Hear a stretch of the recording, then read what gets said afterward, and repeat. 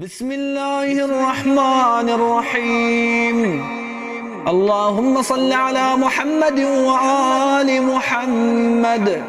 السلام عليك يا وارث آدم صفوة الله. السلام عليك يا وارث نوح النبي الله.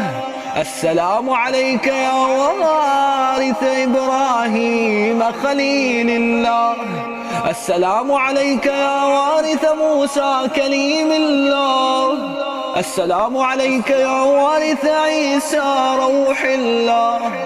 السلام عليك يا وارث محمد حبيب الله.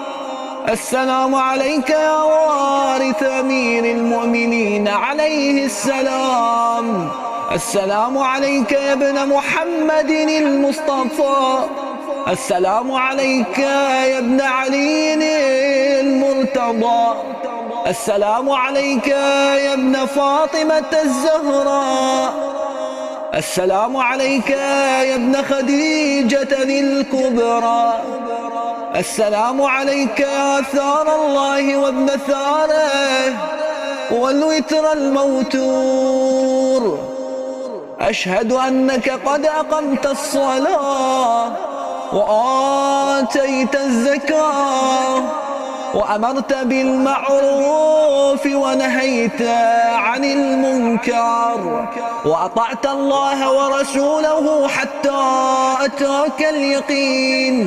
فلعن الله أمة قتلتك، ولعن الله أمة ظلمتك، ولعن الله أمة سمعت بذلك فرضيت به.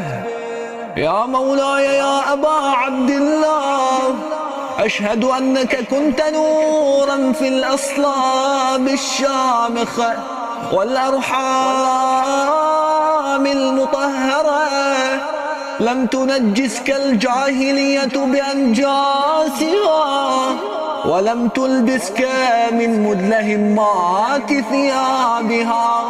وأشهد أنك من دعائم الدين وأركان المؤمنين. وأشهد أنك الإمام البر التقي الرضي الزكي الهادي المهدي. وأشهد أن الأئمة من ولدك كلمة التقوى وأعلام الهدى والعروة الوثقى والحجة على أهل الدنيا. وأشهد الله وملائكته وأنبياؤه ورسله إني بكم مؤمن وبإيابكم موقن بشرائع ديني وخواتيم عملي. وقلبي لقلبكم سلم، وأمري لأمركم متبع. صلوات الله عليكم وعلى أرواحكم وعلى أجسادكم وعلى أجسامكم وعلى شاهدكم وعلى غائبكم وعلى ظاهركم وعلى باطنكم. بأبي أنت وأمي يا ابن رسول الله، بأبي أنت وأمي يا أبا عبد الله. لقد عظمت الرزية وجلت المصيبة بك علينا وعلى جميع أهل السماوات والأرض.